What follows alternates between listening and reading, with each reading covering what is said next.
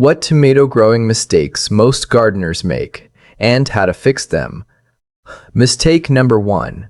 Watering from overhead. Spraying water on tomato leaves is a common mistake that invites disease. Wet leaves, especially in warm weather, create the perfect environment for blight, mildew, and rot to develop.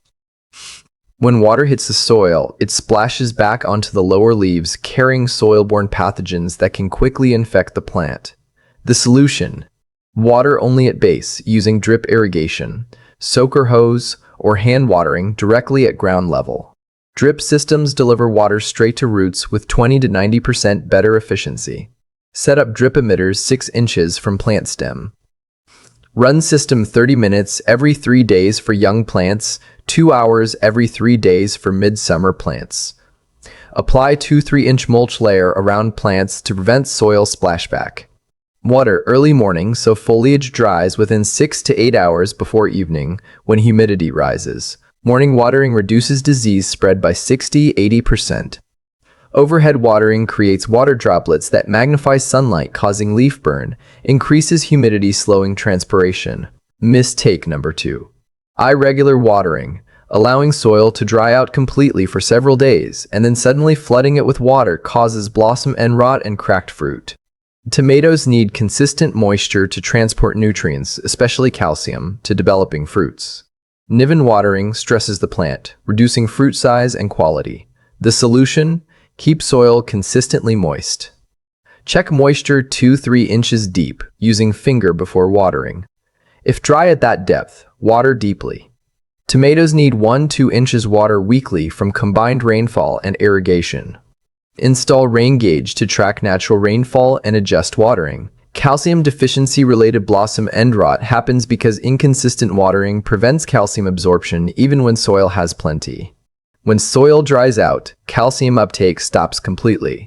Sudden heavy watering causes fruits to expand rapidly, splitting skins. Container tomatoes dry faster. Check daily. Water when top inch feels dry. During hot weather, containers may need twice daily watering. Deep, infrequent watering encourages roots to grow 12 to 20 inches deep. Mistake number 3. Wrong container watering.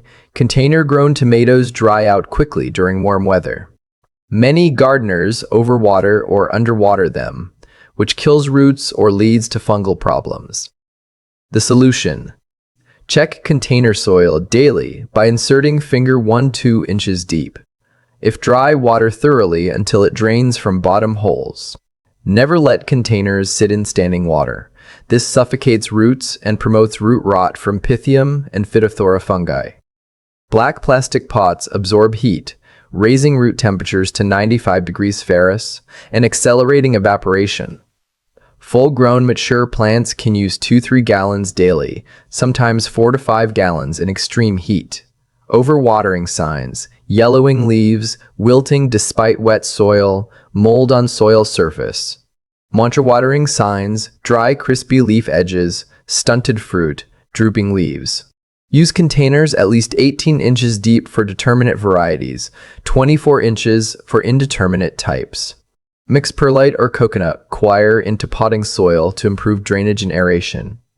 During heat above 90 degrees Fahrenheit, water twice daily. Mistake number 4. Too much nitrogen fertilizer. Excess nitrogen produces lush leafy growth but few flowers and fruits. While nitrogen is necessary early in season for strong vegetative growth, too much after flowering reduces fruit production. The solution: switch to fertilizers with higher phosphorus content once flowers appear. Use 4–12–4 or 5–25 formulations instead of 10–10–10. High nitrogen forces plants to prioritize vegetative growth over flowering, resulting in tall, bushy plants with minimal fruit. Excess nitrogen causes delayed flowering, blossom drop, poor fruit coloration, where tomatoes turn red from bottom up while staying green on top. Leaf symptoms: downward curling, thick leathery texture, excessive vine growth, dark green color. Too much nitrogen interferes with calcium uptake and increases blossom end rot susceptibility. Makes plants more attractive to aphids and hornworms. Apply fertilizer only after fruit set begins, spacing applications every 4 to 6 weeks. Organic options like compost release nutrients slowly without shocking plants. Mistake number 5. Under-fertilizing. Tomatoes are heavy feeders. Insufficient nutrients result in weak plants with poor fruit set. Poor soil nutrition stuns growth, reduces flowering, leads to smaller or misshapen tomatoes. The solution. Tomato plants remove 4.8–5.3 pounds of nutrients for every ton of fruit produced, making them among heaviest feeders in garden. Nutrient-deficient plants display pale yellowing leaves, thin, weak stems, reduced flower production. Fruits may be small, poorly shaped, or fail to develop. Plants need balanced nutrition, nitrogen for foliage, phosphorus for root development and flowering, potassium for fruit quality, calcium for cell structure. Start with soil test to identify specific deficiencies before planting. Incorporate well-aged compost or organic fertilizer into planting holes. Side dress plants with compost when they begin flowering. Apply again during peak fruit production. Liquid fertilizers from fish emulsion or kelp extract provide quick nutrient boosts during critical stages. Apply every 2–3 weeks. Mistake number 6. Synthetic fertilizer dependency. Relying solely on fast-acting synthetic fertilizers harms soil microbes and reduces long-term soil fertility. While synthetics provide quick nutrients, they don't improve soil structure or support beneficial organisms. The solution: synthetic fertilizers deliver nutrients plants immediately absorb, creating rapid growth spurts but degrading soil quality over time. They contain high salt concentrations that kill beneficial bacteria, fungi, earthworms essential for nutrient cycling and disease suppression. Without these organisms, soil becomes compacted, poorly drained, dependent on continual chemical inputs. Synthetic fertilizers leach into groundwater and waterways, causing environmental pollution and algae blooms.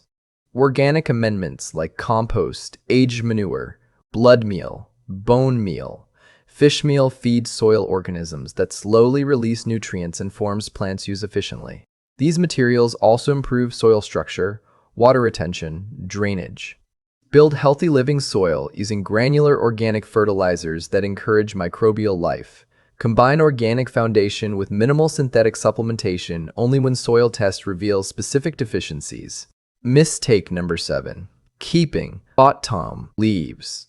Low leaves that touch soil act as highways for disease to travel from soil to plant. Rain or watering splashes soil-borne pathogens onto these leaves, increasing risk of blight and other fungal infections.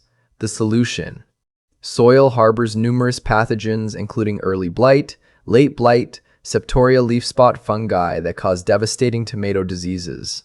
When water droplets hit bare soil, they bounce upward carrying fungal spores and bacteria onto lower foliage. Once established on bottom leaves, diseases rapidly spread upward through plant via rain splash, overhead watering, wind. Dense lower foliage restricts air circulation, creating humid microclimates perfect for pathogen proliferation. Remove all leaves within 12 inches of ground once plants are established and actively growing. Use clean, sharp pruning shears sterilized with rubbing alcohol between cuts to prevent spreading disease. Prune on dry days to allow wounds to seal quickly. The 1-3 rule recommends removing bottom third of leaves to improve airflow and reduce disease pressure.